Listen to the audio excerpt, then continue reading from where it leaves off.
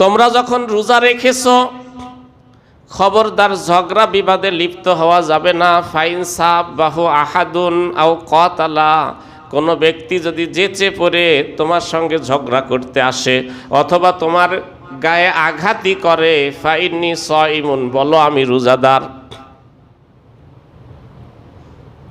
যেই শর্তগুলো পালন করে রোজা রাখলে আপনি এই ফজিলতগুলো পাবেন, পরিপূর্ণ তাকওয়ার দৌলত আপনার মধ্যে সৃষ্টি হবে, বিদ্যমান থাকবে, তার মধ্যে একটা। 2 নম্বর হলো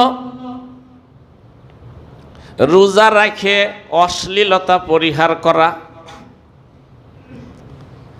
অশ্লীলতা, শ্লীলতা এই দুইটা কি জিনিস?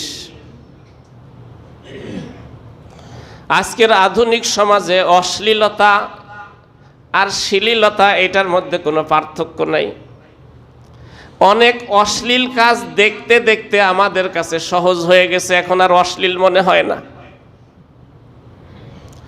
ইউরোপ আমেরিকার এই সমস্ত কালচার আমাদের দেশে আসছে, এখন দেখতে দেখতে এগুলো স্বাভাবিক হয়ে গেছে, কিছুই মনে হয় না।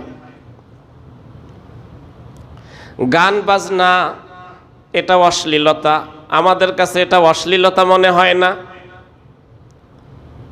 নাটক, সিনেমা, নারী পুরুষ একসাথে বিভিন্ন প্রোগ্রাম, এটা অশ্লীলতা, আমাদের কাছে এটা অশ্লীলতা মনে হয় না।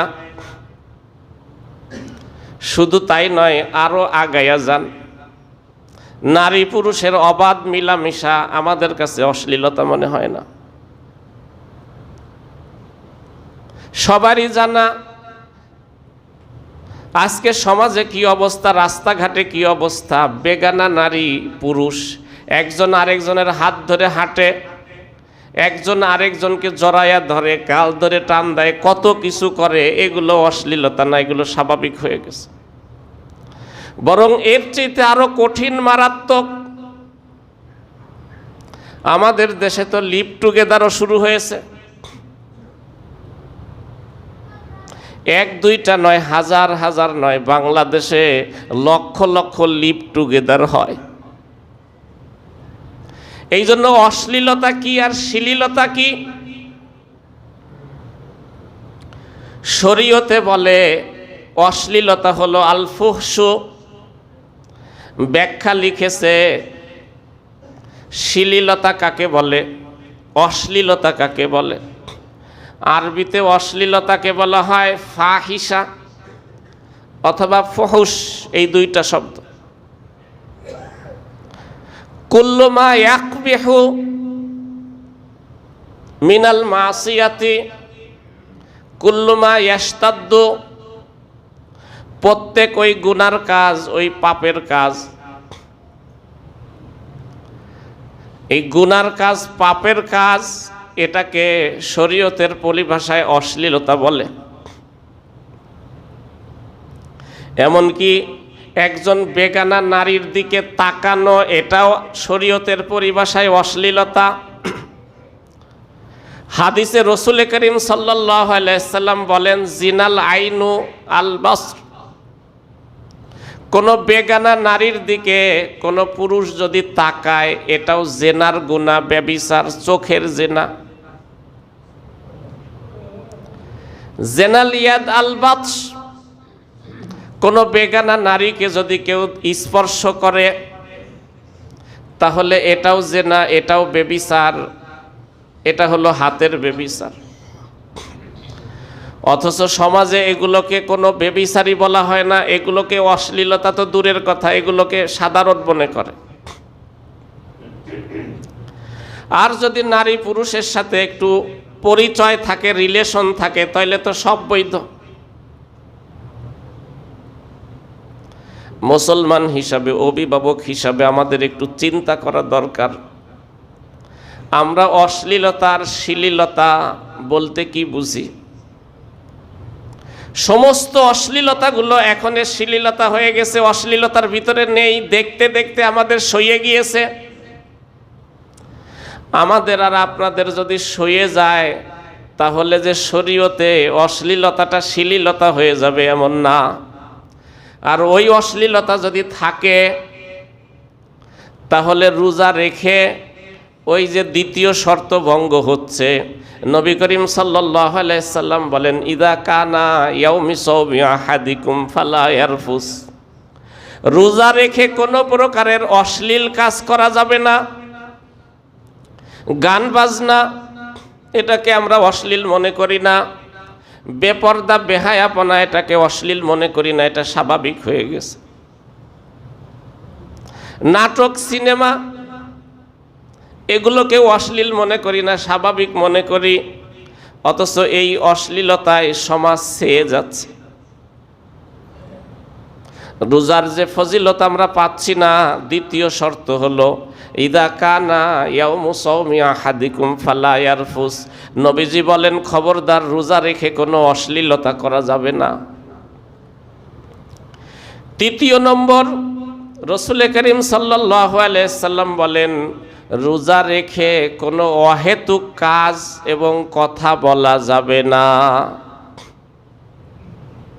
বুখারী শরীফের 2477 নম্বর হাদিস, রাসূল করিম সাল্লাল্লাহু আলাইহি সাল্লাম বলেন, ইন্নাল্লাহা কারিহা লাকুম সালাস কিল কাল ওয়া ইজাআতাল মাল ওয়া কাসরাতাস সাওয়াল। নবী করিম সাল্লাল্লাহু আলাইহি সাল্লাম বলেন, ও আমার উম্মতেরা, তিনটা কাজ আল্লাহ পাকের কাছে বড় ঘৃণিত, তিনটা কাজ আল্লাহ পাকের নিকটে অপছন্দনীয়। এক নম্বর হলো অনার্থক কথা এবং কাজ। অথচ রমজান মাসে রোজা রেখে সময় কাটানোর জন্য অনেকেই গপ গুজব করে, এগুলো অনার্থক কথা। অনার্থক কথা আর অর্থবহ কথার মধ্যে পার্থক্য কি? যেই কথাটা দরকারি, জরুরি, কথাটা না বললে বিরাট ক্ষতি হয়ে যাবে, লস হয়ে যাবে, এরকম কথা হলো অর্থবহ কথা। এখন আপনিই চিন্তা করেন, সারাদিন যত কথা আমরা বলি, এই কথাগুলোর থেকে যদি কিছু কম কথা বলতাম কি ক্ষতি হইতো? রাসূল করিম সাল্লাল্লাহু আলাইহি সাল্লাম হাদিস শরীফে ইরশাদ করেন, চুপ থাকা। রাসূল করিম সাল্লাল্লাহু আলাইহি সাল্লাম বলেন, চুপ থাকা 60 বছর বেরিয়া নফল ইবাদতের নেকি। 60 বছর ইবাদত, চুপ থাকা। চুপ থাকা মানে জরুরি দরকারি কথাগুলো বলা, অনার্থক কথা না বলা, এটাই চুপ থাকা।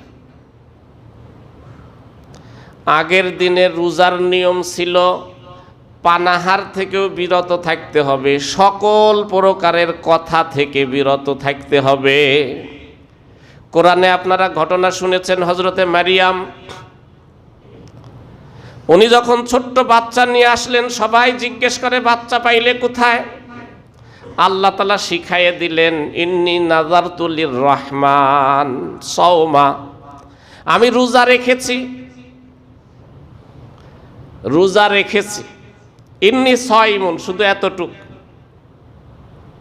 আর কোনো কথা বলা যাইতো না, প্রয়োজনীয় জরুরি কথাও বলা যাইতো না। আগের দিনে পানাহার থেকে বিরত থাকতে হইতো, সকল প্রকারের কথাবার্তা থেকেও বিরত থাকার নাম ছিল রোজা।